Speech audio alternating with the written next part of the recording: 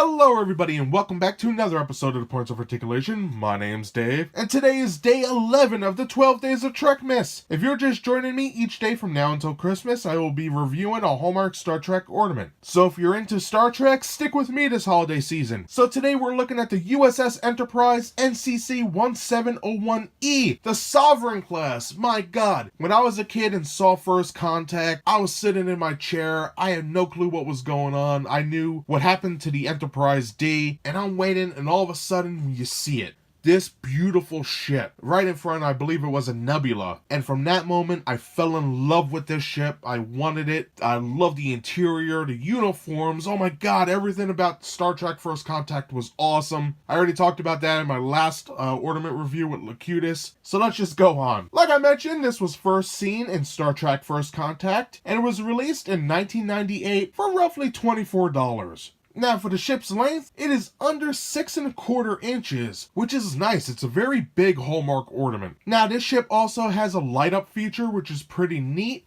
So we do have a lot to cover. We're going to look at the mold, the paint, see how this baby lights up, hang it from a tree, and then we'll be done. So let's make it so.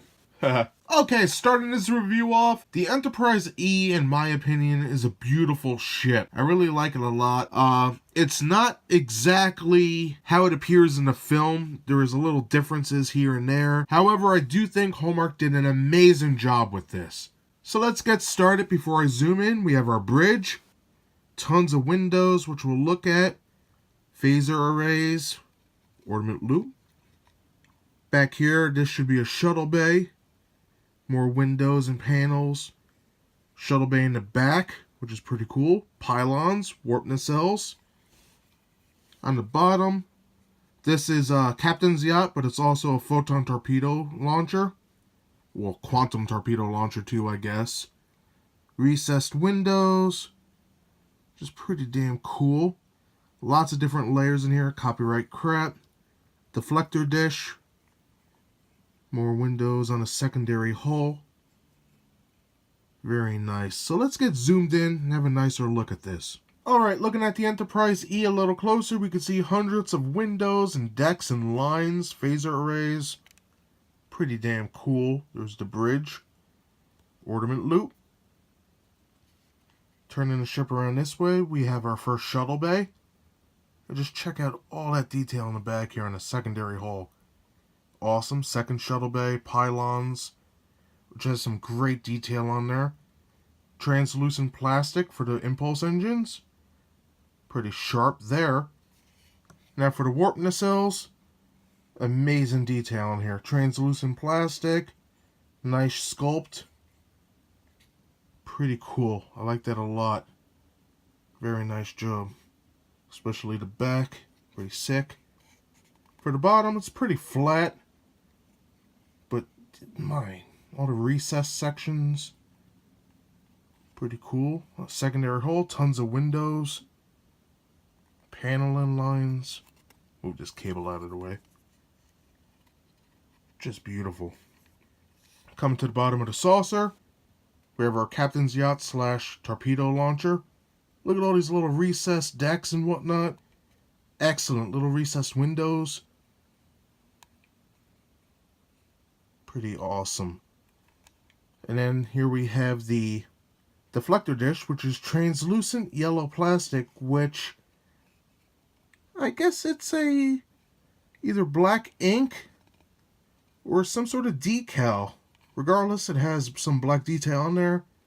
Very cool nonetheless. And that basically does it for the detail. Beautiful ship. I really love this thing so much. Alright, when it comes to the paint, the Enterprise E has a humongous amount of it. First of all, the main color is a nice light gray from the saucer to the nacelles, pylons, secondary hull.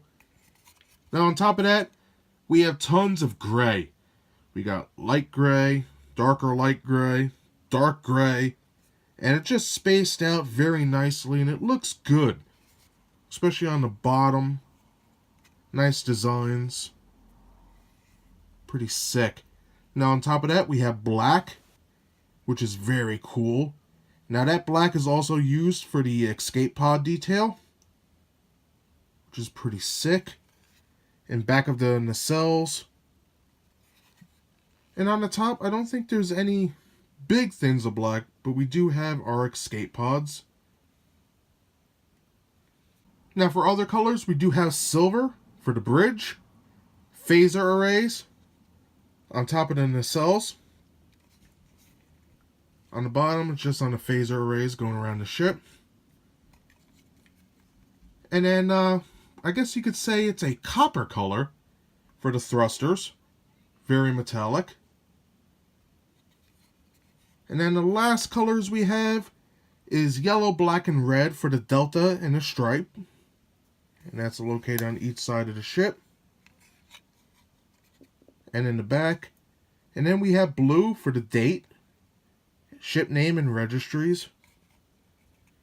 Oh, one thing I did forget, on the deflector dish, there is some black detail on there.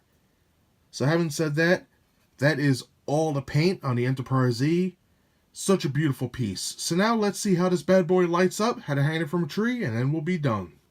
Okay, after plugging the Enterprise E in, let's check out these lights. First of all, it's very dim in the back, but the buzzer collectors are lit. And a little bit back here, it's very hard to see. I think the bulbs might be dying, which is a shame. In the back, we have our impulse engines lit up, which is very nice and bright. I like that. And finally, on the bottom of the ship, we have our yellow deflector dish. Pretty nice. I like that a lot. Overall, great little ship. Now, to hang your Enterprise E from a stand and or tree, we have our ornament loop right there. Take your hook, get it in like so, and you're good to go. So that does it for day 11 of the 12 days of Trekmas. Today we looked at Hallmark's U.S.S. Enterprise NCC-1701-E, released in 1998. So I'm not going to keep repeating myself. Star Trek First Contact was awesome, and for me, stands out. So what makes this ship stand out to me? First of all, the mold is excellent. Is it 100% accurate? No. But you know what? The molded detail, the translucent pieces, it's up there. It's with the Voyager and the Miranda class, and I love it. Now for the paint, it's crisp, it's clean. We have a handful of colors on there, and it is beautiful. And then finally, the lights. They are a little dim in the warp nacelles here, but once we get to the impulse engines and the deflector dish, they are very brilliant, and I like that a lot. It stands out on a tree once you have this bad boy plugged in. So I recommend this for anybody who's a fan of Star Trek The Next Generation or Star Trek First Contact. So that's everything I had to say about this ornament today. If you liked my video, please hit that like button, and if you'd like to see new reviews every Thursday, subscribe. So thank you so much for watching, and I hope to see you next time. Bye everybody.